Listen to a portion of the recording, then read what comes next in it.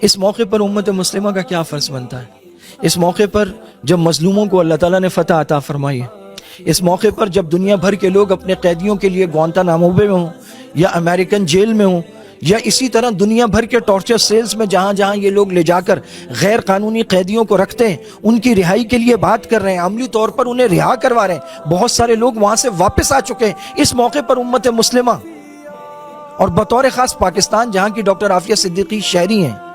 جہاں ان کے نام پر ایک موومنٹ قائم ہے جو مسلسل آواز اٹھاتے ہیں سوشل میڈیا پر، پرنٹ میڈیا پر، الیکٹرانک میڈیا پر، اس کے علاوہ پروٹیسٹ کا اہتمام کرتے ہیں، مختلف لوگوں میں شعور کی بیداری کی مہم چلاتے ہیں۔ ان کی بہن ڈاکٹر فوزیہ مسلسل اس موقع پر کام کر رہی ہیں اس موضوع کو لے کر۔ اس کے باوجود ہماری بے حسی کا عالم یہ ہے کہ ہم نے عافیہ کے لیے بات نہیں کی۔ کئی موقع پر یہ آواز سننے میں آئی کہ اگر صرف ہمارا محکمہ خارجہ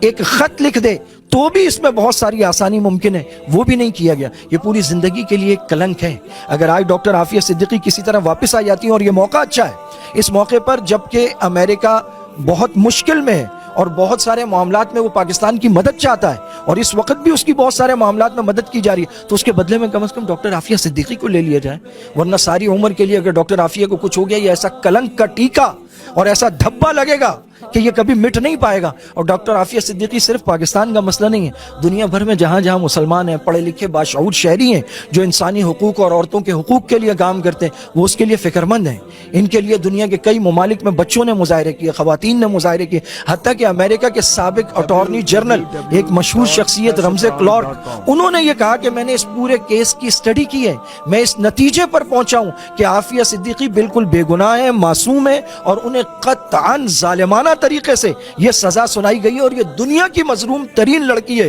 اور وہ خاصی ان کی عمر تھی۔ He was at the age of 90 or 85 when he came to her home in Karachi، اور انہوں نے کہا کہ وہ ایک معصوم ہے اور ان کے ساتھ ظالمانہ طریقے پر یہ مقدمہ کا فیصلہ سنایا گیا اور انہیں رہائی ملنی چاہیے۔ دنیا بھر کے لوگ جو خواتین کے لیے آواز اٹھاتے ہیں وہ تو ڈاکٹر عافیہ کے لیے آواز اٹھا رہے ہیں، اور وہ لوگ جن کے ہاتھ میں نظام ہے، اقتدار ہے، جو پورے سسٹم کو چلاتے ہیں، ان کے گھر میں بھی تو بیٹیاں ہیں۔ یہ بھی تو بیٹیوں جیسی ایک بیٹی ہے جو برسوں سے امریکہ کی جیل میں ہے، جن کا گھر برباد، 2 نسلیں برباد کر دی گئیں، کوئی تو ان کے لیے آواز اٹھائے۔ ان کی بہن ڈاکٹر فوزیہ کہتی ہے میں قیامت کے دن ایک ایک کا گریبان پکڑوں گی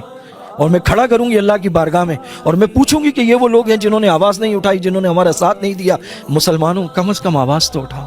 وہ فورم جو آپ کے پاس ہے، اس فورم پر ڈاکٹر عافیہ صدیقی صحیح معنوں میں قوم کی بیٹیاں یہ ہیں۔ قوم کی بیٹی وہ نہیں ہو سکتی اسلام کے نام پر بننے والا ملک جس کی ہر دوسری گلی میں مسجد ہے، جہاں پر ہر جگہ علماء، طلباء، صلحاء، جہاں مکاتب، مساجد، مدارس، جو دنیا کی چیریٹی دینے والی تیسری بڑی نیشن ہے، اس کی بیٹی وہ نہیں ہو سکتی جو فوش کپڑے پہن کر مینار پاکستان پر فلائنگ کس دے رہی ہو۔ اس کی بیٹی وہی باحجاب حافظہ عالمہ ہو سکتی ہے جو امت کی نشاط ثانیہ کا درد رکھتی ہو، اور جو اس شعور کی بیداری کے لیے جنگ کرتی ہو، اور جس کے ساتھ ظالمانہ طور پر 80 سال کی سزا سنا دی گئی ہو۔ وہ ہے پاکستان کی بیٹی۔ پاکستان کی اس بیٹی کے لیے آواز اٹھانا اور لڑنا ہر مسلمان کا فرض ہے۔ یاد رکھیے،